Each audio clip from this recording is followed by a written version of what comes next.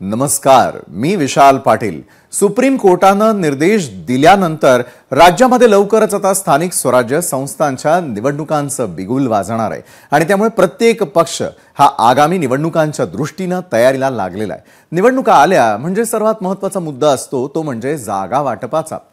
महायुतीमध्ये 3 पक्ष असल्याने जागा वाटपासाठी तिन्ही पक्षांचा कस लागणार एवढं तर नक्कीच आहे। मात्र गेल्या विधानसभा निवडणुकीवेळी भाजप हा मोठ्या भावाच्या भूमिकेत होता, त्याचप्रमाणे आता मुंबई महापालिकेच्या निवडणुकीसाठी पुन्हा एकदा भाजप हा मोठ्या भावाच्या भूमिकेत तर शिवसेना हा लहान भावाच्या भूमिकेत असणार असल्याची माहिती सूत्र देतात। तर ठाण्यामध्ये या उलट चित्र असणार असल्याचं समजतंय। त्यामुळे मुंबई आणि ठाणे पालिका आपल्या ताब्यात घेण्यासाठी भाजप आणि शिवसेना जागांसाठी तडजोड करणार का, असा सवाल या निमित्तानं उपस्थित झालेला आहे। दरम्यान 18 वर्षांनंतर IPLची ट्रॉफी आपल्या नावावर केल्यानंतर RCB साठी बेंगळुरूमध्ये विजयी मिरवणूक काढण्यात येणार होती, मात्र त्या ठिकाणी झालेल्या चेंगराचेंगरीमध्ये काही जणांचा मृत्यू झालाय, त्यामुळे RCBची विजयी मिरवणूक रद्द करण्यात आली। तर तिकडे रशिया युक्रेन युद्धामध्ये युक्रेनच्या मदतीला ब्रिटन धावून आलेला आहे। ब्रिटनतर्फे युक्रेनला 1 लाख ड्रोन देण्यात येणार आहेत, त्यामुळे रशिया आणि युक्रेनमधील तणाव हा आणखी वाढण्याची शक्यता आहे। यासह इतरही महत्त्वाच्या बातम्यांचा आढावा आपण घेणार आहोत आजच्या न्यूज प्लॅनेटमध्ये।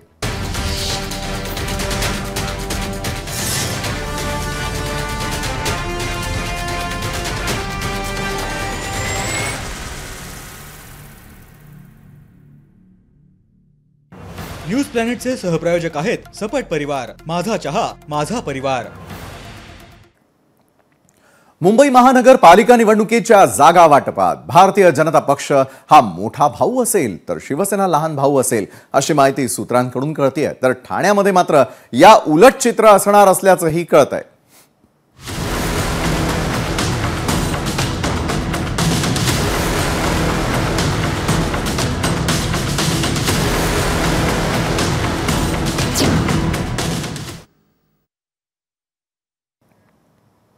केंद्रीय गृहमंत्री अमित शहांनी गेल्याच महिन्यामध्ये राज्याचा दौरा करत स्वबळावर निवडणुका लढवण्याबाबत चाचपणी करण्याच्या सूचना दिल्या होत्या।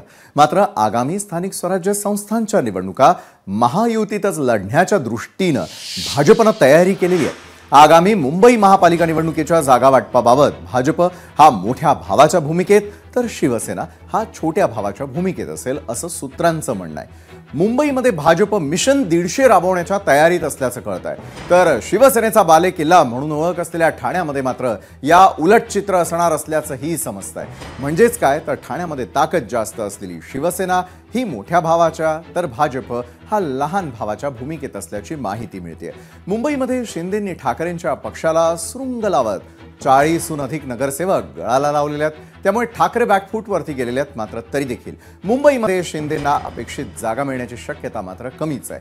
तर दुसरीकडे पाहिलं तर ठाण्यामध्ये शिवसेनेचा प्रभाव जास्त आहे आणि त्यामुळे त्या ठिकाणी जागा वाटपात भाजपला तडजोड करावी लागण्याची संभाव्यता आहे। दरम्यान गेल्या निवडणुकीवेळी मुंबई महापालिका आणि ठाणे महापालिकेमध्ये पक्षीय बलाबल नेमकं किती होतं याचा अगदी थोडक्यात आपण आढावा घेणार आहोत, जो आपण ग्राफिक्सच्या माध्यमातून समजावून घेऊ। 2017 मधील मुंबई महापालिकेचा ज्यावेळेला निकाल लागला त्यावेळेला पक्षीय बलाबल नेमकं किती होतं त्यावरती आपण आकड्यांवर नजर टाकूयात। शिवसेना 98, भाजप 80, त्यानंतर त्या काळामध्ये असलेली काँग्रेस 29 आणि राष्ट्रवादी 8, समाजवादी पार्टी 6, त्यानंतर जी ऑल इंडिया मजलिस ए इत्तेहादुल ही जी संघटना आहे तिचे 2 आणि त्याबरोबर मनसेकडे 1 अशा प्रकारचं हे पक्षीय बलाबल होतं। ठाणे महापालिकेचा निकाल पाहूया। 2017 मधील पक्षीय बलाबलाचा विचार केला तर शिवसेना 67, राष्ट्रवादी 35, 24 जागा होत्या भाजपच्या, म्हणजे ठाण्यामध्ये ते 3ऱ्या क्रमांकावरती होते। त्यानंतर काँग्रेस 3 आणि इतर 2 अशा प्रकारचं ठाणे महापालिकेचं आपण पक्षीय बलाबल 2017 मध्ये समजावून घेण्याचा प्रयत्न केला। त्यानंतर मुंबई आणि ठाणे महापालिकेची एकूण आकडेवारी पाहिली तर नेमकं काय लक्षात येतं तेही आता अगदी थोडक्यात समजावून घेऊया। एकूणच काय तर मुंबई आणि ठाणे या ठिकाणी मोठा भाऊ लहान भाऊ या चर्चेला वाद नेमका का होतो तर कारण मुंबईमध्ये भाजपचे नगरसेवक जे आहेत ते सर्वाधिक आहेत आणि ठाण्यामध्ये शिवसेनेच्या नगरसेवकांची संख्या ही अधिक आहे। तर भाजप खालोखाल शिवसेनेचे नगरसेवक आहेत, ठाण्यामध्ये शिवसेनेखालोखाल भाजपची ताकद आहे. मग मुंबईमध्ये गेल्या निवडणुकीत संयुक्त शिवसेना क्रमांक 1चा पक्ष होती, कारण त्यावेळेला ती संयुक्त होती. आणि ठाण्यामध्ये गेल्या निवडणुकीत संयुक्त शिवसेना क्रमांक 1चा पक्ष होती. तर गेल्या निवडणुकीमध्ये भाजप क्रमांक 2चा पक्ष होता मुंबईमध्ये. तर ठाण्यामध्ये गेल्या निवडणुकीत भाजपचा क्रमांक हा मात्र 3ऱ्या स्थानावरती होता. एकंदरीत मोठा भाऊ लहान भाऊ यामधले काही फरक जे आहे ते आपण समजावून घेण्याचा प्रयत्न केला. एकूणच काय तर मुंबईमध्ये भाजपची ताकद जास्त असल्यानं शिवसेनेला कमी जागांवरती समाधान मानून घ्यावं लागण्याची शक्यता निर्माण झाली आहे. तर दुसरीकडे ठाण्यामध्ये शिवसेनेची ताकद ही भाजपपेक्षा जास्त असल्यानं त्या ठिकाणी भाजपच्या वाट्याला कमी जागा येण्याची शक्यता आहे. मात्र हे पक्ष महायुतीतच निवडणुका लढवणार असल्यानं दोन्ही पालिका आपल्या ताब्यात ठेवण्याचं मुख्य आव्हान हे त्यांच्या समोर असेल. त्यामुळे मुंबई आणि ठाणे महापालिकांवरती सत्ता मिळवण्यासाठी भाजप आणि शिवसेना जागा वाटपात तडजोड करणार का, याच प्रश्नावर अधिक मंथन करण्यासाठी आपल्या सोबत आहेत सामाजिक न्याय मंत्री संजय शिरसाट. सामाजिक न्याय मंत्री संजय शिरसाटांपासून खरं तर मी या चर्चेला सुरुवात करतोय. संजयजी, एका बाजूला न्याय मिळवून देण्याची वेळ दोन्ही पक्षांच्या मुख्य नेत्यांवरती आलेली आहे. त्याचं कारण असं आहे की येत्या काळातल्या ज्या होणाऱ्या निवडणुका आहेत त्यामध्ये जागा वाटपाचं सूत्र कसं असेल. सर्वाधिक जी चर्चा होतीये मुंबई आणि ठाणे महापालिकेसंदर्भात, संजयजी मला आपल्याकडून जाणून घ्यायचं आहे की कशा प्रकारचं गणित असेल, कशा प्रकारचा फॉर्म्युला असू शकतोय. कारण सूत्र माहिती देत आहेत की मोठे भाऊ मुंबईमध्ये असतील भाजप आणि मोठे भाऊ असतील ठाण्यामध्ये शिवसेना. संजयजी,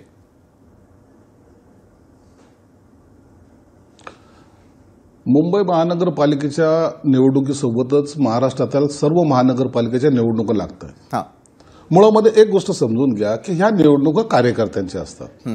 त्यामुळं कार्यकर्त्यांचा आग्रह ज्या ज्या ठिकाणी शिवसेना लढली किंवा भाजप लढली त्या जागा आपल्याला मिळणार नाहीत. मग आपला थोडंसं आक्रमक पवित्रा किंवा आपली मागणी ते नेत्यांकडे नोंदवत असतात, सांगत असतात. याचा अर्थ असा होत नाही की जागा किती वाटप होईल, कशा होतील. आता तुम्हाला एक सांगतो की हे मोठा भाऊ छोटा भाऊ हे प्रकरणच मुळात मला थोडंसं विचित्र वाटतं. कारण असं आहे की एक त्यांनी ठरवले, आम्ही महायुती म्हणून एक ठरवतोय की आम्हाला मुंबई महानगरपालिकेवर असेल, ठाण्यावर असेल, इतर महानगरपालिकेवर असेल, युतीचा झेंडा फडकवायचा आहे. मग त्याच्याबद्दलची बोलणी कोण करणार? तर देवेंद्र फडणवीस साहेब करतील, एकनाथ शिंदे साहेब करतील, अजितदादा करतील. या नेत्यांनी जो काही निर्णय घेतील त्यानंतरचा हा सगळा विषय आहे. आज आपण त्याच्यावर भाष्य करणं मला वाटतं उचित नाहीये. या नेत्यांना त्यांच्या पद्धतीने निर्णय घेऊ द्या. यांना हे सर्व निवडणुकीचं सूत्र हे कम्प्लिटली त्यांच्या हातामध्ये आहे. बरोबर. आणि त्या पद्धतीने त्यांचा सर्व्हे सुद्धा आपण पाहतात.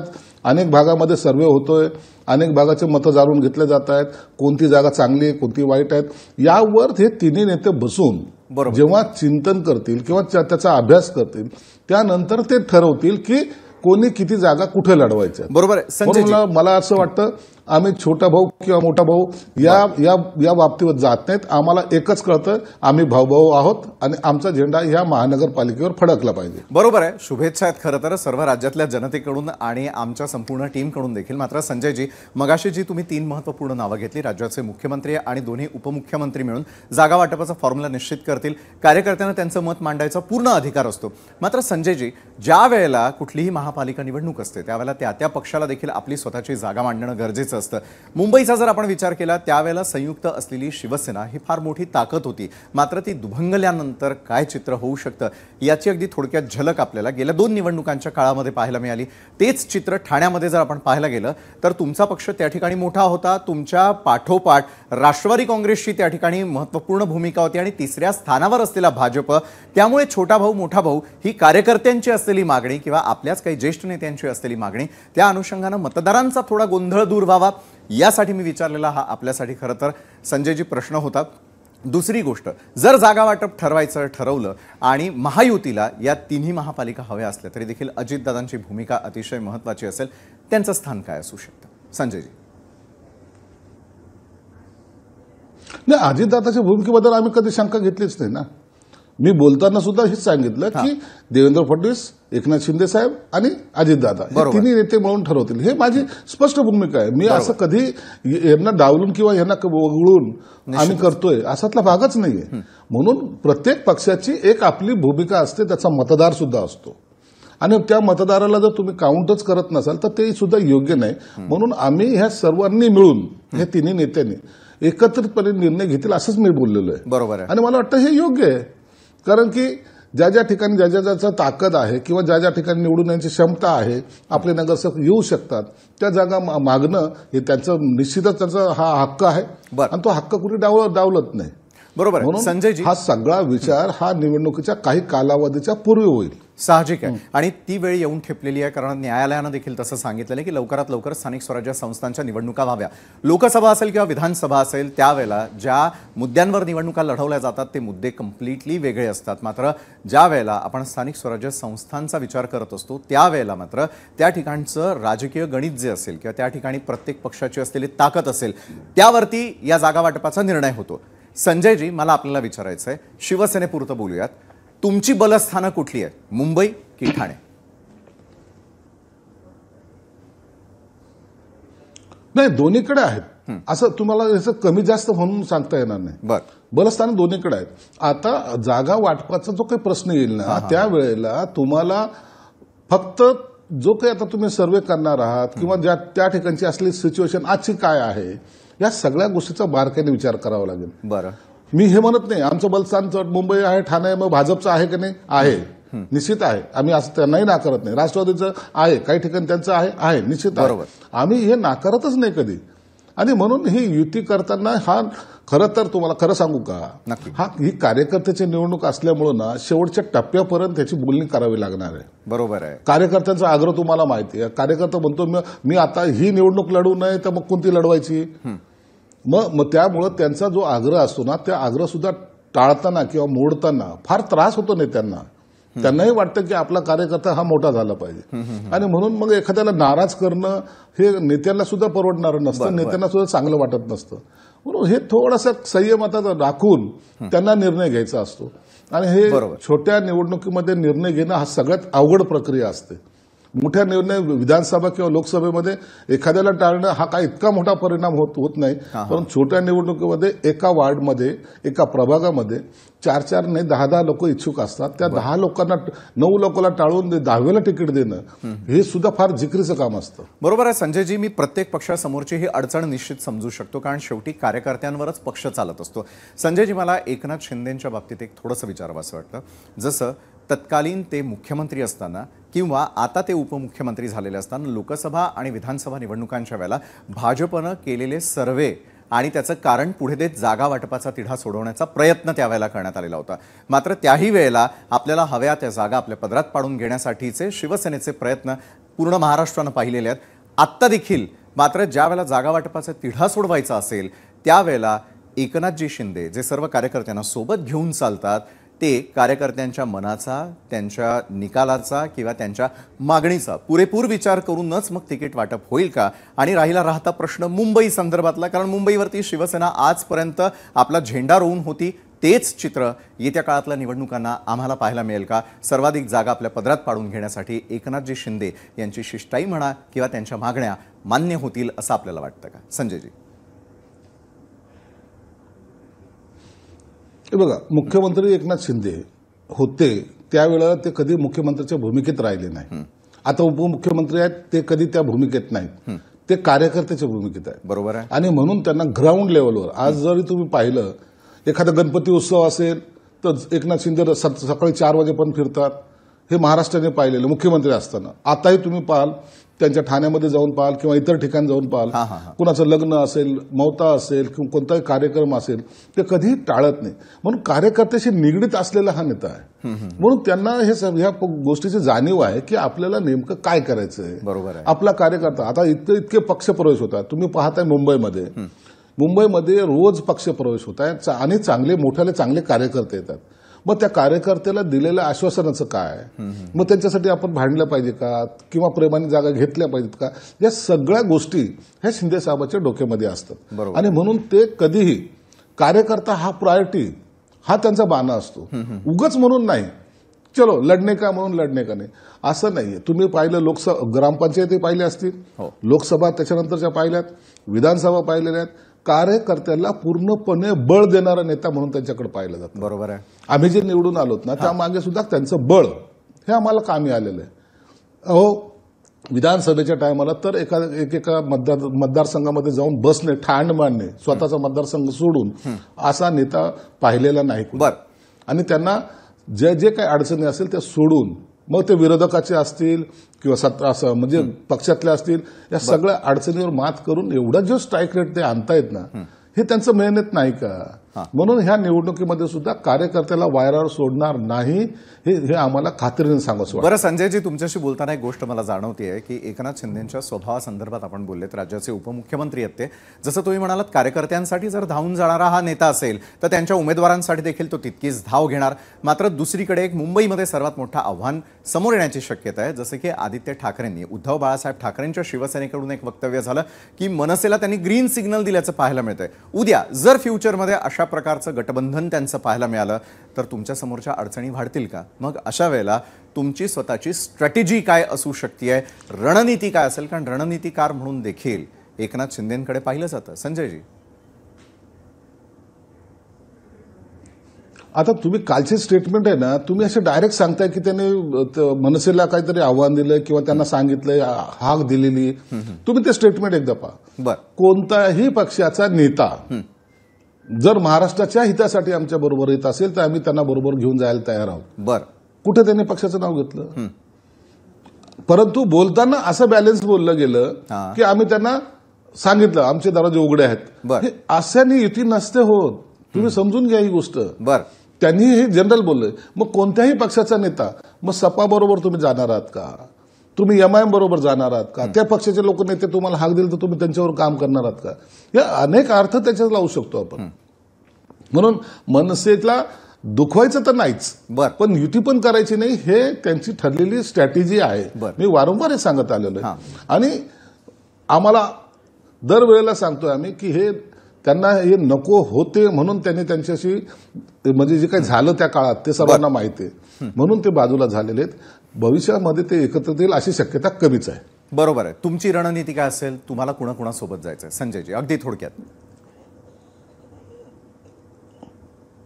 आमची रणनीती स्पष्ट आहे. आम्हाला माहिती बरोबर राहणे आहे. शिवसेना, भाजप आणि राष्ट्रवादी आम्ही मिळून निवडणूक लढवणार आहोत. आणि त्यामध्ये इतर म्हणजे कोणी आणखीन जर आमच्या बरोबर येत असेल तर त्याचा विचार सुद्धा ऐन वेळेला त्या सिच्युएशननुसार एकनाथ शिंदे साहेब घेतील. परंतु आम्ही महायुती म्हणूनच हे निवडणूक लढवण्याच्या मनस्थितीत आहोत. नक्कीच. धन्यवाद संजय शिरसाटजी. राज्याचे सामाजिक न्यायमंत्री आपल्यासोबत जोडले गेलेले होते. आणि शिवसेना येत्या काळामध्ये काय करू शकते किंवा त्यांच्या दृष्टीनं या येत्या काळातील महापालिका निवडणुका, स्थानिक स्वराज्य संस्थांच्या निवडणुका किती महत्त्वपूर्ण आहे, त्या चर्चेमध्ये आपल्यासोबत आहेत शिवसेनेचे प्रवक्ते अरुण सावंत, भाजपचे प्रवक्ते गणेश खंडकर, काँग्रेसचे प्रवक्ते हनुमंत पवार आणि ज्येष्ठ पत्रकार जयंत माईनकर आपल्यासोबत आहे. मात्र आजच्या या चर्चेची सुरुवात मी आता काँग्रेसपासून करेल. हनुमंत पवारजी, एका बाजूला संजय शिरसाटांनी सांगितलं की त्यांना नेमकं काय हवंय, मात्र भाजपनं आजपर्यंत केलेले सर्वे असतील, त्यातून दिलेली उदाहरणं असतील आणि त्यानंतर झालेलं जागा वाटप असेल. आता प्रश्न जर फक्त आणि फक्त हा महाराष्ट्रातल्या स्थानिक राजकारणाचा असेल, स्थानिक स्वराज्य संस्थांच्या निवडणुकांचा असेल, तर शिवसेना आणि राष्ट्रवादीसाठी हा अनुभव कसा असेल? मग यात मोठा कोण आणि छोटा भाऊ कोण? हनुमंत पवार. भारतीय जनता पक्षाचे काल एक बातमी बाहेर आली की महानगरपालिकांच्या निवडणुका होईपर्यंत ऐनकेन प्रकारे भारतीय जनता पक्ष चर्चेच्या केंद्रस्थानी राहिला पाहिजे, त्याची दक्षता घ्या, असं काहीतरी मला आज वर्तमानपत्रात वाचल्याचं आठवतं. त्याच रणनीतीचा भाग म्हणून कुठला सर्वे, कसला सर्वे, कुठल्या कंपनीनं केला, अशा काहीतरी हेडलाईन मॅनेजमेंट करून महाराष्ट्रातले जे आत्ताचे प्रश्न आहेत याच्याकडे खरं म्हणजे दुर्लक्ष करण्याचं हे एक मोठं षडयंत्र आहे सत्ताधाऱ्यांचं. लक्षात घ्या, जागा वाटप आणि जागा वाटपाच्या अनुषंगानं चर्चा 3 महिन्यानं महानगरपालिका निवडणुका होतील किंवा त्यापेक्षा 1 महिना जास्तही लागू शकेल अशी आताची परिस्थिती आहे. तो अंतर्गत महायुतीमधला प्रश्न आहे. भारतीय जनता पक्षानं एकनाथ शिंदे साहेबांच्या शिवसेनेच्या गटाला आणि अजितदादांच्या गटाला किती जागा द्यायच्या त्यांनी अंतर्गत हा संबंध महाराष्ट्रापुरता चर्चेचा विषय असू शकत नाही नागरिकांच्या दृष्टिकोनातून. माध्यमांनी ती चर्चा जरूर करावी, त्यात काही वाद नाही. पण मुंबई असेल, पुणे असेल, संभाजीनगर आहे, ठाणे आहे आणि अनेक महानगर 20-21 महानगरपालिका, नगरपालिका आणि कितीतरी जिल्हा परिषदा, पंचायत समितीच्या निवडणुका अनेक वर्ष टाळल्या गेल्या होत्या. आता त्या होत आहेत. मुख्य मुद्दा असा आहे की या स्थानिक स्वराज्य संस्था निवडणुकीच्या निमित्तानं मुंबई महानगरपालिकेचं जे 75,000 कोटी रुपयाचं वार्षिक बजेट आहे, लक्षात घ्या, कुठल्याही छोट्या मोठ्या 2-3 राज्याचं इतकं बजेट नाही, इतकं बजेट महानगरपालिका मुंबईचं आहे. त्यामधल्या भ्रष्टाचारावर आपण चर्चा करणार की नाही? अगदी 8 दिवसापूर्वी मुंबईमधल्या पायाभूत सुविधांची किती दैना उडाली हे आपण बघितलं. याची चर्चा जागा वाटपापेक्षा भाजपच्या आणि शिवसेनेच्या ही जास्त महत्वाची माझ्यासारख्या काँग्रेस कार्यकर्त्याला वाटते. 14,000 कोटी रुपयाचं मुंबईमधल्या इन्फ्रास्ट्रक्चरचं एक कंत्राट जे 1.5-2 वर्षापूर्वी देण्यात आलं होतं ते रद्द करण्याची नामुष्की या सरकारवर आली. सुप्रीम कोर्टानं ते रद्द केलं आणि 3,000 कोटी रुपये कमी करून आम्ही ते पुन्हा काढू असं अतिशय निर्लज्जपणे सरकारला न्यायालयामध्ये सांगावं लागलं. ती किती नामुष्की आहे? 75,000 कोटी मुंबईचे, 12,000 कोटी पुण्याचं वार्षिक बजेट आहे. आज पुण्यामध्ये तुम्ही या आमच्या, तुम्ही बघा नाल्यांची अवस्था बघा, तुम्ही कचऱ्याची अवस्था बघा, तुम्ही सार्वजनिक वाहतुकीची अवस्था बघा. 5 किलोमीटर जायला 2-2, 2.5 तास पुण्यामध्ये लागतायत. झाडाच्या फांद्या पडून लोकांचे जीव रस्त्यावर जात आहेत. संभाजीनगर महानगरपालिकेमध्ये किती मोर्चे निघाले पाण्यासाठी, काय करतायत पाण्यासाठी प्रशासक? राज्य सरकारचं थेट नियंत्रण आहे. तर महानगरपालिकांच्या निवडणुकांच्या जागा वाटपामध्ये महाराष्ट्राला रस नाही. महाराष्ट्राला रस आहे स्थानिक स्वराज्य संस्थांच्या कामातला भ्रष्टाचार. आम्हाला ज्या नागरी सुविधा मिळत आहेत त्याच्यावर आम्ही बोलणार आहोत की नाही, हे जास्त महत्वाचं आहे या निवडणुकीच्या निमित्तानं. बरं, हनुमंत पवारजी, आपण अनेक प्रश्न उपस्थित केले. उत्तर आता थेट भाजपचे प्रवक्ते गणेश खणकर यांच्याकडून घेऊयात. गणेश खणकरजी, मोठा भाऊ छोटा भाऊ ही काही कोणत्या पत्रकारांनी किंवा त्यांनी चर्चेत आणलेली गोष्ट नव्हती. ही आपलेच ज्येष्ठ नेते म्हणजे सर्वच पक्षीय नेत्यांनी ही चर्चेला आणलेली बाब होती. बरं, आपण आता स्थानिक मुद्द्यांवरती यावेळेच्या निवडणुका लढणार की मग जागा वाटपावरून पुन्हा एकदा रणकंदन, महायुती असेल किंवा महाविकास आघाडी, ते पाहायला मिळणार? हनुमंत पवार जसे म्हणाले की स्थानिक स्वराज्य संस्थांच्या निवडणुकांमध्ये मुद्दे नसल्या कारणामुळे चर्चेत राहण्यासाठीचे आलेले आदेश, ही बातमी किती खरी आहे? गणेशजी, बघा, असं आहे, मुळात काँग्रेसने काय म्हणावं त्यांचा विषय आहे. बर, काँग्रेस पक्ष काय म्हणतोय आता कोणीच गांभीर्याने घेत नाही. महाराष्ट्रामध्ये मुंबई महापालिकेच्या निवडणुका या जाहीर झालेल्या आहेत आणि त्या जाहीर झालेल्या असताना सामान्य जनतेची याबाबतची उत्सुकता किती आहे हे आम्ही रोज बघत आहोत. आणि असं असताना स्थानिक प्रश्नांवरनं दुर्लक्ष करण्यासाठी ही चर्चा सुरू आहे.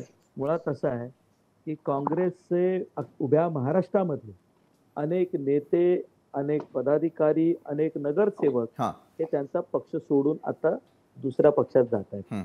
आमच्याकडे काही जण आले, शिंदे साहेबांच्या शिवसेनेमध्ये काही लोक येत आहेत, कुणी आणखीन पक्षामध्ये झाले. म्हणजे आता त्यांच्या मोठ्या नेत्याची मी नाव घेणं योग्य नाही आज चॅनलवर.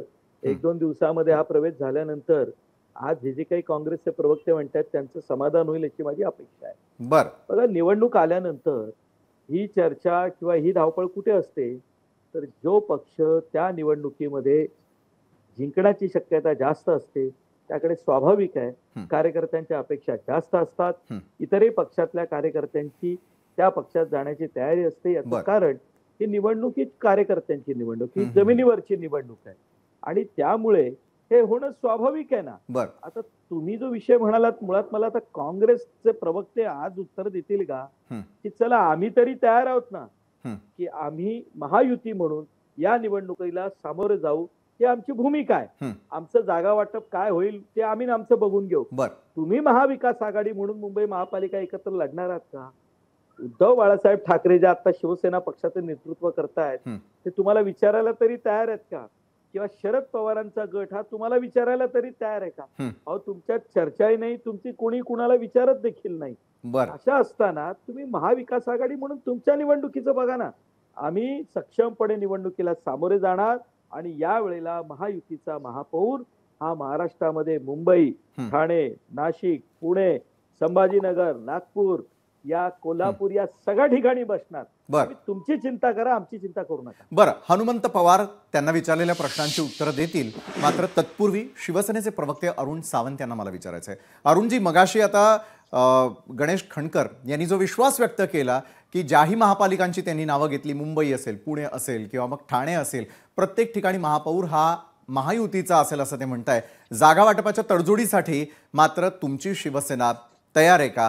कारण गेल्या वेळेला निर्विवादपणे ज्या वेळेला एकत्रित होतात आपण शिवसेनेमध्ये, त्यावेळेला मात्र पूर्णपणे वर्चस्व शिवसेनेचं असताना मात्र आता जागा वाटपाची तडजोड करण्याची वेळ आपल्यावर आली आहे. अरुणजी, विशालजी पहा, गणेश खणकर भाजपाचे प्रवक्ते यांनी जी भूमिका मांडली, अतिशय रास्तपणे मांडलेली, ती मी त्यांच्या भूमिकेचं स्वागत करतो. महायुती म्हणून जेव्हा आम्ही तिन्ही पक्ष लढणार तेव्हा प्रश्नच येत नाही की विजय हा महायुतीच्या पारड्यामध्येच असणार. दुसरी गोष्ट, आपण म्हणा तडजोड करायला आपण तयार आहात का? तर आम्ही महायुती हा आमची जी काही तीन पक्षांची युती आहे ही तडजोड करूनच आम्ही लोकसभेमध्ये सुद्धा जिंकलो होतो, ज्या काही जागा आल्या त्या, आणि विधानसभेमध्ये तर आम्ही प्रचंड जिंकलो. तिन्ही पक्षांमध्ये एकमेळ होता, तिन्ही पक्षांनी एकमेकाला बळ दिलं, म्हणून ही महायुती टिकली आणि आज आम्ही या महायुतीतर्फे या महाराष्ट्राचा गाडा अतिशय उत्तमरित्या हाकत आहोत. तिसरी गोष्ट, ज्याप्रमाणे काँग्रेसचे प्रवक्ते हनुमंत पवार यांनी काही गोष्टींचा उल्लेख केला, त्याचं उत्तर देणं इथे फार गरजेचं आहे. त्यांनी असा उल्लेख केला की महाराष्ट्रातले प्रश्न लपविण्याकरता आम्ही आता हे प्रयत्न करतो की छोटा भाऊ मोठा भाऊ. छोटा भाऊ मोठा भाऊ हे काही जर व्यक्तींच्या तोंडून आलं असलं तरी आमच्या नेत्यांच्या कुणाच्याही मुखातून अजून तसा उल्लेख झालेला नाही. हे फक्त हे विरोधी पक्ष जे आहेत ते प्रयत्न करतात की चला पाहूया, याच्यामध्ये काही काडी टाकून जर आग लागत असेल तर कदाचित त्याचा फायदा आपल्याला होईल. काँग्रेसची 100 शकलं झालेली आहे. काँग्रेसची 100 शकलं झालेली असताना सुद्धा काँग्रेसला अजून सुबुद्धी सुचत नाहीये. त्यांच्या नेत्यांना जी काही सवय होती की आलिशान गाड्यांमध्ये काळ्या काचा लावून वर फिरायचं, कार्यकर्ते बिचारे बाहेरून हात दाखतात तरी त्यांच्या काचा गाडीच्या कधी खाली आल्या नाही, आणि म्हणून आज त्यांची ही गत झालेली आहे आणि ते आमच्याकडे बोट दाखवते. तेव्हा त्यांनी अगोदर स्वतःचा पक्ष सुधारावा, स्वतःच्या महाविकास आघाडीमध्ये ज्यांनी कित्येक वर्षात बिघाडी करून टाकली त्याला सुधारावं, त्यांनी आमच्याकडे बोट दाखवू नये. आणि आम्ही तिन्ही पक्षांमध्ये प्रत्येकाचं बळ मोजमाप करून त्याला योग्य ठिकाणी योग्य जागा दिल्या जातील असा आम्हाला पूर्ण विश्वास आहे. कोणीही मोठा भाऊ, छोटा भाऊ, काळा भाऊ, गोरा भाऊ याचा उल्लेख नाही केला तर ते जास्त उत्तम. बरोबर आहे. हनुमंत पवारांना खरं तर या क्षणाला 2 प्रश्न विचारलेले, त्याची उत्तर आपण घेणार आहोत. मात्र ज्येष्ठ पत्रकार जयंत माइंडकर यांच्याकडे जाईल. जयंत माइंडकरजी, लोकसभा निवडणुका, विधानसभा निवडणुका आणि त्यानंतर आता सामोऱ्या जाव्या लागलेल्या गेल्या कित्येक दिवसांपासून रखडलेल्या महत्त्वपूर्ण निवडणुका, त्या म्हणजे स्थानिक स्वराज्य संस्थांच्या. महाविकास आघाडी काय किंवा महायुती काय, जागा वाटपाचा तिढा हा प्रत्येक पक्षाची डोकेदुखी ठरवणारा असतो. मात्र यावेळेला कोणत्या पक्षाला कुठल्या प्रश्नांना सामोरं जावं लागेल, तडजोड करावी लागणार आहे का, आणि तडजोडीचंच पुन्हा एकदा राजकारण आपल्याला मुंबई महापालिका आणि ठाणे महापालिकेत आणि इतरही ठिकाणच्या महापालिकांमध्ये पाहावं लागू शकतं का? जयंत माइंडकर, ही फॅक्ट आहे की तडजोडीचं राजकारणच करायला लागणार आहे. याचं कारण जो कोणता मतदारसंघ आहे तो पूर्णपणे बदललेला आहे. याचं कारण असं आहे की जेव्हा शिवसेना भाजप युती होती तेव्हा तथाकथित हिंदुत्ववादी मतं या दोन्ही पक्षांना जायची. आता त्यातल्या एका पक्षांनी दुसऱ्या 2 पक्षांचा हात धरला तर त्या उरलेल्या 2 पक्षांची शक्ल करून त्यांनी भाजपचा हात धरला. त्याच्यामुळे हिंदुत्ववादी जी कोणती मतं होती ती भाजपकडे जातील, सेनेची सेनेकडे राहतील किंवा पुन्हा शिंदे सेनेकडे जातील, राष्ट्रवादीची शरद पवारांच्याकडे जातील की अजित पवारांच्याकडे जातील. हे जे मतांचं डिव्हिजन आहे हे बेसिक इथून सुरू होतं. आणि ते जे काही लोकसभेत आपण पाहिलं, विधानसभेत आपण एक वेगळा प्रकार पाहिला, लोकसभेत जेव्हा एक प्रकार दिसलेला होता तेव्हा आता जे हसरे चेहरे आहेत ते तेव्हा तेवढे हसरे नव्हते. विधानसभेत ते मोठ्या प्रमाणात हसरे झाले. आता ही तीच परिस्थिती असेल, फक्त आता त्याच्यामधला एक फरक लक्षात घ्या, तो असा आहे की मुंबईमध्ये राष्ट्रवादी काँग्रेस, मग ती शरद पवारांची असू दे की अजित पवारांची असू दे, ज्या मुंबईचा आपण उल्लेख करतो तिथे फारशी नाही. अगदी नगण्य ज्याला म्हणू शकतो ते असतं की काँग्रेसने एवढ्या जागा दिल्या तेवढ्या भरवशावर चालून गेलं. अशा प्रकारचा आहे. त्याच्यामुळे आपला प्रभाव जिथे आहे तिथे आपण मोठे भाऊ, आणि म्हणून भलेही आपले कोणीही अरुण सावंत मान्य करो न करो, पण ठाण्यामध्ये उपमुख्यमंत्री एकनाथ शिंदे हे मोठा भाऊच राहतील. पण त्याच्या बदल्यात त्यांची भाजपची त्यांच्याकडून अपेक्षा ही राहील की मुंबईमध्ये त्यांनी उद्धव ठाकरेंच्या सेनेला त्यांच्या विरुद्ध यांच्या सेनेचे उमेदवार उभे करून जेवढं डॅमेज करता येईल तेवढं करावं. एक प्रकारची सेनेची जी काही मोनोपोली 1996 पासून 2023 पर्यंत जवळपास 2-2.5 दशक 40,000 कोटी किंवा त्याहून जास्ती बजेट असलेल्या जी खरं तर भाजपच्या मनातली सर्वात मोठी खदखद आहे की एवढ्या मोठ्या आर्थिक ताकदीची राजधानी आमच्या हातात का नाही, तर ती हातात आणण्याकरता एक प्रकारे एकनाथ शिंदेचा वापर केला जाईल. त्यांना सांगितलं की इथे इथे उद्धव ठाकरेंची मतं तुम्ही डायव्हर्ट करण्याकरता प्रयत्न करा.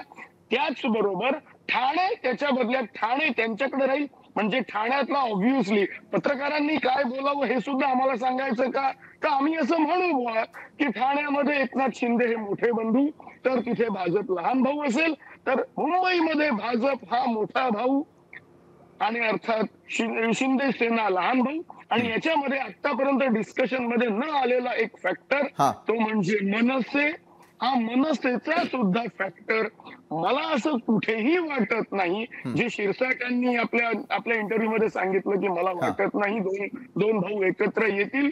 अनेक वेळेला शिरसाटांचं माझी मतभिन्नता असेल, पण या बाबतीत मात्र माझं त्यांचं मत एकच आहे की हे 2 भाऊ एकत्र येणार नाहीत. आणि माझं ठाम मत आहे की राज ठाकरेंचाही भाजप अशाच प्रकारे त्यांच्याशी युती करेल किंवा करणार नाही सांगता येत नाही, किंवा करणारच नाही, पण युती न करता उद्धव ठाकरेंची मतं डायव्हर्ट करून डिव्हाइड अँड रूल करण्याकरता एकनाथ शिंदे आणि राज ठाकरे या पक्षांचा वापर करून आपल्या आर्थिक राजधानी काबीज करण्याचा प्रयत्न करणार आहे. बरं, जयंत माइंडकर सर, गेले कित्येक वर्षांचा तुमचा या निवडणुकांसंदर्भातला अनुभव आहे आणि त्या अनुषंगानं कुठला पक्ष नेमकं काय करू शकतो याचा कुठलाही अंदाज येत नाही, कारण शेवटी निवडणुका जिंकणं हे प्रत्येक पक्षाचं अंतिम ध्येय असतं. काँग्रेसचे प्रवक्ते हनुमंत पवार, मला आपल्याला विचारायचं आहे की एका बाजूला जसं की महायुती तर ठाम आहे आपल्या निवडणुकी संदर्भामध्ये आणि जागा वाटपा संदर्भातही आमच्यात सगळं व्यवस्थित असल्याचं ते सांगतायत, मात्र महाविकास आघाडी संदर्भात बोलत असताना काँग्रेसला एका बाजूला शिवसेना असेल किंवा भाजप असेल दोन्ही टार्गेट करताना दिसत आहेत, कारण कुठल्याही प्रकारची तडजोड जी आहे ती करण्यास तुम्ही तयार आहात का, असं थेट आव्हान तुम्हाला देण्यात आलेलं आहे. हनुमंत पवार, साधा सरळ मुद्दा आहे की मुंबईची दोन्ही विमानतळं असतील ती अदानी ग्रुपला देण्यात आली. महानगरपालिकेला हाताशी धरून आणि राज्य सरकारचे अधिकार वापरून धारावी पुनर्वसन प्रकल्प आणि डम्पिंग ग्राउंड हे अब्जावधी कोटी रुपयांचा प्रोजेक्ट अदानींच्या घशात घालण्यात आला. आता सध्या मुंबई महानगरपालिकेच्या अनुषंगानं काही जागाच्या अनुषंगानं इतकी घाई गडबड चालू आहे सरकारची. कुर्ला मदर डेअरीची 8.5 हेक्टर जमीन अदानींच्या घशात घालायचं चालू आहे. वांद्रे MSRDCची जागा कार्यालयाची ते ऑलरेडी अदानीला देऊन टाकलेली आहे. मुंबईमध्ये आता फक्त मंत्रालय आणि सचिवालय या सरकारनं आणि महानगरपालिकेच्या प्रशासकांनी हाताशी धरून अदानीला द्यायचं बाकी आहे. या हुकुमशाहीच्या, दंडेलशाहीच्या, या भ्रष्टाचाराच्या विरोधात महाविकास आघाडी खंबीरपणे शिवसेना, काँग्रेस, राष्ट्रवादी एक दिलानं एक मतानं भारतीय जनता पक्षाला थांबवण्यासाठी आणि त्यांच्या सोबत संगतीला लागलेल्या एकनाथजी शिंदे साहेब आणि अजितदादाला थांबवण्यासाठी आम्ही काम करू. आजच मुंबईमध्ये आमचे प्रदेशाध्यक्ष हर्षवर्धन दादा सपकाळ यांची प्रेस कॉन्फरन्स झाली. हे सगळे प्रश्न त्यांनी विचारलेले आहेत. एकाही भारतीय जनता पक्षाच्या नेत्याचं, मुख्यमंत्र्याचं, उपमुख्यमंत्र्याचं, प्रवक्त्याचं या आरोपावर तोंड उघडत नाही. खंडन करा ना याचं. 8.5 हेक्टर जमीन तुम्ही उत्तर घेऊयात ना गणेश खंडकरांकडून. माझं उद्या पवारजी अरुणजी आपल्याकडे मी येणार आणि गणेशजी आपल्याकडेही येणार. हनुमंत पवारांचा प्रश्न पूर्ण होऊ देत, आपल्या विचारलेल्या प्रश्नांनाही त्यांना उत्तर देऊ देत. हनुमंतजी बोला. हर्षवर्धन सपकाळांना कोण ओळखत नाही असं खनकर अनाहूतपणे मध्ये येऊन म्हणतायत. तुम्ही अभ्यास न केलेला पेपर आहे तुमच्या नशिबाला आलाय. तुम्ही अजून त्याच्यातून सावरलेले नाहीयेत. तुम्हाला अभ्यास न केलेला पेपर आहे. तुम्हाला सत्तेतून खाली घालवण्यासाठी हर्षवर्धन सपकाळ आलेले आहेत. वर्षा गायकवाड खंबीर आहेत तुम्हाला भांडायसाठी. असलम शेख खंबीर आहेत तुम्हाला भांडण्यासाठी. भाई जगताप खंबीर आहेत तुम्हाला भांडण्यासाठी. दोघांमधली भांडणं थांबवा अगोदर. वर्षा गायकवाड आणि भाई जगताप एकमेकावरती जे आरोप करतात ते थांबवा अगोदर. खनकर रायगड मधले भांडण अरुणजी बोलतात आपल्याशी. नाशिक मधले भांडण थांबवा हिंमत आहे तर. रायगड मधले भांडण थांबवायची हिंमत आहे का खनकरजी तुमच्यात आणि तुमच्या फडणवीसांमध्ये? नागपूर मधली भांडणं थांबवायची हिंमत आहे का तुमच्यामध्ये आणि तुमच्या फडणवीसांमध्ये? मुंबईमध्ये एकनाथ शिंदे साहेबांची लोक रोज तुमची इज्जत करतायत. तुम्ही तोंड उघडत नाहीत. त्यांचे काम इंदे झालेले आहेत. तुम्ही कशाला भांडण्याच्या गोष्टी करता? नाशिकमध्ये पालकमंत्री नेमून दाखवा आणि आम्ही आमचं बघून घेऊ. ग्रामीण हेमंत पवारजी आपलं ठेवायचं. आम्ही आम्हा दोघांमधलं बघून घेऊ. तुम्ही तुमच्यामधलं बघा ना.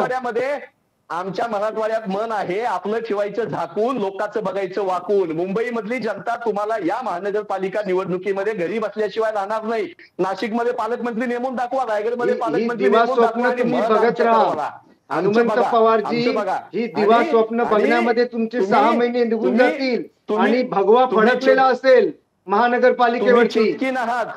तुम्ही चेतकीन आहात. भारतीय जनता पक्ष चेतकीन आहे. आमचे भ्रष्ट नेते. नाही, जर आपण गणेश खणकरांवरती हा आरोप करत असेल, खरं तर अरुणजी तुमच्या प्रश्नांना उत्तर देत होते मगाशी. मात्र गणेश खणकरजी, जसं त्यांचं म्हणणं आहे की सर्व सहमतीनं सरकारनं केंद्राला राज्यानं करून घेतलेलं आहे, तेच आता महापालिकेतही होणार, हे आव्हान वाटतं आपल्याला? किंवा ज्या प्रकारचा आरोप केलेला त्या आरोपांमध्ये कितपत तथ्य आहे? गणेशजी, मला खरं तर म्हणजे हनुमान पवार हे अनेक वेळेला आमच्या सोबत चर्चेत असतात. बरं, मला आज पण खरोखर म्हणजे मला हसू आवरत नाहीये. कशामुळे? आज चर्चा ही मुंबई महापालिकेची सुरू आहे आणि ते असं वारंवार म्हणतायत की आम्ही लक्ष म्हणजे इकडचं तिकडे करण्यासाठी याची चर्चा जाणून बुजून करतोय. त्यांनी अदानीची चर्चा केली, त्यांनी याची चर्चा केली, त्यांनी त्याची चर्चा केली. थँक्यू. तुम्ही अदानीचं नाव घेतलं. भारतीय जनता पक्षाचा एकही माणूस अदानीचं नाव घेत नाही. बोलले तुम्ही, बोलले. ऐका, अभिनंदन. तुमचं अभिनंदन. तुमचं अभिनंदन करतोय. बरं, तुम्ही अभिनंदन करताय, मात्र गणेश खणकरांना ते मान्य आहे का? गणेशजी बोला. तुम्ही अदानीचं नाव घेतलं, तुमचं अभिनंदन. बाकीचे लोक तोंड मुख घेऊन बसतात. लक्षात ठेवा. मी तुमच्यामध्ये एकही शब्द बोललो नाही. हनुमंतजी, गणेश खणकरांचा मुद्दा पूर्ण होऊ दे. अदानीचं नाव घेतलं, अभिनंदन. अभिनंदन करतोय. असं काय करता? अदानीचं नाव घेतलं, अदानीचं नाव घेतलं, तुम्ही अभिनंदन तुमचं बोललेलो नाही.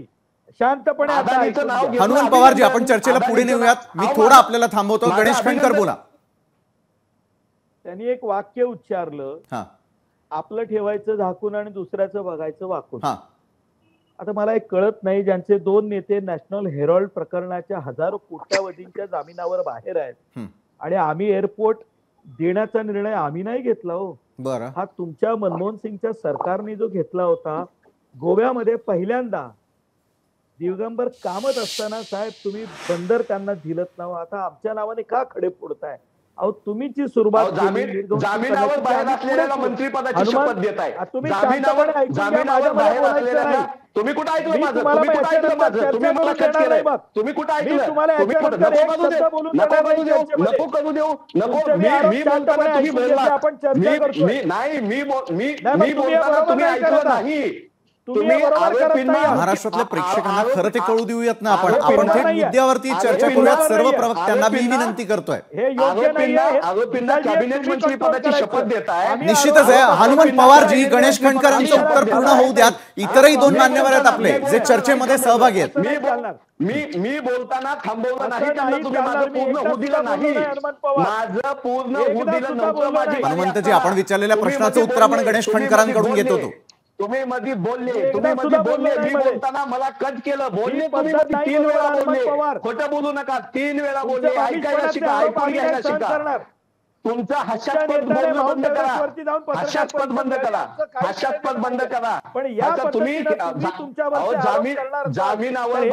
जामिनावर बाहेर असलेल्यांना मंत्रिपदाची शपथ देता. बरं हनुमंत पवारजी, मी आपल्याला थोडक्यात सांगतो. ज्या वेळेला तुम्ही उत्तर देत होता त्यावेळेला गणेश खणकर नव्हे तर त्यावेळेला अरुणजी सावंत आपल्याशी बोलत होते. त्यामुळे थोडीशी गल्लत होती आहे. मी यावेळेला ज्येष्ठ पत्रकार जयंत माइंडकर आपल्याकडे जाईल. जयंतजी, प्रत्येक पक्षाला वाटतं की आपणच खरे, मात्र ज्यावेळेला मतदारांच्या समोर जायचं असतं, सत्ता आपल्याला मिळवायची असते, त्यावेळेला काय करायला हवं? जयंतजी, आपल्याकडे येण्याआधी गणेश खणकरांचं उत्तर पूर्ण होऊ देत. गणेशजी विशालजी, मग ही बघा, ही आपण चर्चा बरोबर नाही करत आहोत. गणेशजी, मी आपल्याकडे आलोय, आपण उत्तर द्या. नाही विशालजी, ऐकून घ्या. जर शांतपणे समोरच्याला बाजू मांडून देणं हा जर गुन्हा असेल तर तो आम्ही वारंवार करणार नाही. हे काय बालिशपणाचे आरोप करतायत. यांना मनमोहन सिंगांनी घेतलेले निर्णय याची कॉपी उद्या तुम्ही पाठवून द्या. नरसिंहराव पंतप्रधान होते, सोनं गहाण ठेवलेलं आणण्यासाठी पंतप्रधान म्हणून त्यांनी जे निर्णय घेतले आणि मनमोहन सिंग अर्थमंत्री असताना हे जर माहिती नसतील तर त्यांना ते सांगा. या अशा पद्धतीने ही चर्चा नाही होत. चिदंबर कामतांनी या देशामधलं पहिलं बंदर त्यांना अदानीला दिलं, हे आम्ही नव्हतं दिलं. हे हनुमान पवारांना माहिती आहे का? तर त्यांनी माहिती करून घ्यावं. दुसरी बाब, त्यांचे अर्धवर्षण सकपाळ त्यांनी माउंट एव्हरेस्ट वरती जाऊन पत्रकार परिषद घ्यावी, मुंबईत नाही. म्हणजे अख्ख्या जगाला कळेल. तुमच्या ह्या पत्रकार परिषदाने डिस्टर्ब होण्या इतपत भारतीय जनता पार्टी आता कमजोर राहिलेली नाही. हे पहिलं सांगून ठेवतो. लोकसभेला तुम्हाला विजय मिळाला तर आम्ही काय असे बेछूट आरोप करत सुटलेलो नव्हतो. हे आरोप करणं हे तुमचं काम आहे, कारण पुढचे अनेक वर्ष तुम्हाला असंच विरोधकांमध्ये बसावं लागणार आहे. त्यामुळे आपण जे बोलतो ते गांभीर्याने बोला, जे जनतेनं गांभीर्याने घ्यावं इतपत घ्या, एवढीच माझी विनंती आहे. आम्ही आमचं जागा वाटप, तुम्ही माझ्या प्रश्नाचं उत्तर दिलं नाही. तुम्ही उद्धव बाळासाहेब ठाकरे आणि शरद पवार तुम्ही या महाराष्ट्रातल्या निवडणुका एकत्र लढणार आहात का? आम्ही चर्चा तरी करतो. बरं, एका वाक्यात उत्तर घेऊयात आपण त्यांच्याकडून. हनुमंतजी, उत्तर द्या. तुम्ही उत्तर देणार आहात का याचं? एकदा सुद्धा तुम्ही या विषयात बोलला नाही. गणेशजी, आपण उत्तर घेऊयात. नाशिक जिल्ह्याचे पालकमंत्री आणि रायगड जिल्ह्याचे पालकमंत्री सरकारने नेमले की आम्ही उत्तर देऊ. बरं, उत्तर देण्यासाठी जर आपल्याला त्या ठिकाणी वेळच नाहीये तर मला असं वाटतं जयंत माइंडकरांना मला प्रश्न विचारायचा आहे. जसजशा निवडणुका जवळ येत जातील हे आरोप प्रत्यारोप सत्ताधारी आणि विरोधक एकमेकांवर करताना दिसतील. अंतर्गत धुसफूस जी प्रत्येक पक्षातली आहे तीही बाहेर येताना दिसणार आणि त्यावरूनच आता इनकमिंग आणि आउट गोईंग पुन्हा एकदा महाराष्ट्रातल्या जनतेला पाहावं लागणार का? जयंत माइंडकर. हो, अर्थात पाहावं लागणारच. आणि काय झालेलं आहे की दुर्दैवानी जो आरोप आज नव्हे तर 2014 पासून होतो आहे की एकूण किती पूर्ण देशात मेघालय पासून गोव्यापर्यंत, कर्नाटकापासून मध्य प्रदेश आणि महाराष्ट्रात सुद्धा घाऊक आणि किरकोळ आमदार पक्षांतर, कारण लगेच सगळे चौताळून धावून येतील की इंदिरा गांधींच्या काळातही पक्षांतर होत होतं. तर त्यांचं पक्षांतर सोडून द्या, पक्षांतर विरोधी कायदा सोडून द्या, घाऊक एकदम पूर्ण पक्षच विकत घेणं हा जो प्रकार सुरू आहे आणि ही फॅक्ट आहे, त्याच्यावर होणारा प्रत्येक आमदार खासदारावर आरोप, मला माहिती नाही, आरोप असा असतो 50 कोटी 100 कोटी असा आरोप असतो. त्या आरोपाने जर का नंतर मीडियामध्ये अरविंद केजरीवालांनी सांगितलं 6000 कोटी वगैरे जे काही असतील ते, आज त्याच प्रकारे मी पुन्हा त्याचा रेफरन्स, मी मुंबईच्या पलीकडे जात नाही. मुंबईचे 50-60 कोटी 75,000 कोटीचं बजेट ही भाजपची दुखरी नस आहे. आपल्या हातात दिल्ली आलेलं आहे, आपल्या हातात महाराष्ट्र आहे, पण ही दुखरी नस 75,000 काही राज्यांचं बजेट असलेलं ही आमच्या हातात अजून का आलेली नाही? तर ही साम दाम दंड भेद माझे शब्द नाहीत, तुमचे नेते आदरणीय मुख्यमंत्री देवेंद्र फडणवीस यांचे शब्द 2017 साली तेच पुन्हा वापरतील. आणि कसंही करून अँकर लक्षात ठेवा, ते बरोबर आहे म्हणतात. आणि कसंही बरोबर म्हणजे काय? तुम्ही तथाकथित हिंदुत्ववादी शब्द वापरता आणि लोकसभेचा निकाल लागल्यानंतर आनंद व्यक्त करता, विधानसभेला हरल्यानंतर अगदी बरोबर, मी सगळं बोलतोय, मी सगळं बोलेल. तुमची विधानसभेचा निकाल लागला बरोबर नाही. काय पत्रकारिता तुमच्याशी बोलायचं का? तुम्ही त्याच्या आधी तुम्ही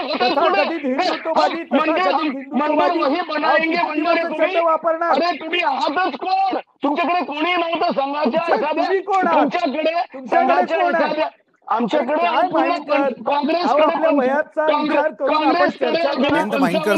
आपल्याला वेळ आहे आणि वेळेची मर्यादा आहे. मला चारही प्रवक्त्यांकडे आणि चारही माझ्या मान्यवरांकडे जायचंय. अरुणजी, मी आपल्यापासून सुरुवात करतो. या वेळेला मुंबई असेल किंवा ठाणे महापालिका, झेंडा कुणाचा? अरुणजी, अगदी थोडक्यात मला पुढच्याही तिन्ही मान्यवरांकडे जायचंय. अरुणजी. विशालजी, एका वाक्यात उत्तर द्यायचं तर हेच मी सांगेन की किती कोणाला वाटेल तेवढे भांडू देत, महाराष्ट्र राज्यातील महानगरपालिका आणि स्थानिक स्वराज्य संस्था यांच्यावरती फक्त आणि फक्त भगवा फडकणार आणि तो महायुतीचा असणार. बरोबर आहे. हनुमंत पवार, महाराष्ट्राच्या महानगरपालिका, जिल्हा परिषद, स्थानिक स्वराज्य संस्थांमध्ये ह्या भ्रष्ट सरकारचे वाभाडे इथली जनता काढल्याशिवाय राहणार नाही. भ्रष्टाचार तर तुम्ही गेली 50 वर्ष करत होता हनुमंतरावजी. मनोरंजनचा मुद्दा आपण पूर्ण होऊयात. आपल्याला आता वादापेक्षा आपल्याला कन्क्लुजनकडे जायचंय. अरुणजी, मी आपल्याला विनंती करतो, हनुमंत पवारजी, झेंडा कुणाचा असेल महापालिकेत म्हणून घेता का? सगळ्या भ्रष्टाचारी म्हणून तुम्हाला गोड लागतात का? काँग्रेसमधले भ्रष्टाचारी म्हणून चोरांची टोळी आहे, तुमची भारतीय जनता हनुमंत पक्ष. पवारजी, झेंडा कुणाचा महापालिकेवर? एका वाक्यात. चोरांचा पक्ष भारतीय जनता पक्ष, दरोडेखोरांचा, टक्केवारी खाणाऱ्यांचा पक्ष भारतीय जनता पक्ष. तुम्ही काय सांगता चोरीचा आणि भ्रष्टाचाराचे? सगळे चोर तुम्ही पावन करून घेतले, सगळे भ्रष्टाचारी तुम्ही. मुंबई महापालिका तुम्ही लढणार आहात हनुमंत पवार? मुंबई महापालिकेवर आपला झेंडा असेल का महाविकास आघाडीचा?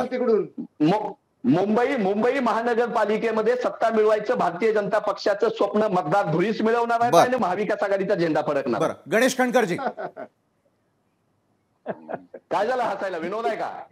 गणेश खणकरजी, विनोदच केला तुम्ही. झेंडा कुणाचा? पवार हा मोठा विनोद होता. विशालजी, मोठा विनोद केला तुम्ही. मला स्पष्टपणे सांगतो, आपण चर्चेत करतो आणि हनुमंत पवारांनी आज एक वाक्य उच्चारलं, भारतीय जनता पक्षाच्या प्रश्नांना उत्तर देणं आम्ही बांधील नाही, तर आम्ही सुद्धा बांधील नाही आहोत. पण एकच सांगतो, गाय मरत नाही. किती कावळे शाप देत असतील त्यांचे शाप मंत्री करता तुम्ही, कुठलीही हानी होणार नाही. आमचा भगवा फडकणार. हे एका बरं, भाजपला वाटतंय की भगवा फडकणार, अरुण सावंतांनाही तेच वाटतंय, मात्र भगवा आम्ही फडकू देणार नाही असं हनुमंत पवार यावेळेला म्हणतात. मात्र येत्या काळात आणखी काय घडतं याकडे आपल्या सगळ्यांचं लक्ष असेलच. धन्यवाद अरुण सावंतजी, गणेश खणकर, हनुमंत पवार आणि जयंत माइंडकर. आपण या चर्चासत्रात आमच्यासोबत जोडला गेलात. तर आजच्या न्यूज प्लॅनेटमध्ये वेळ झाली. इथेच थांबण्याची. ताज्या घडामोडींसाठी पाहायला विसरू नका लोकशाही मराठी. लोकशाही मराठी ऐका, पहा, जागरूक रहा.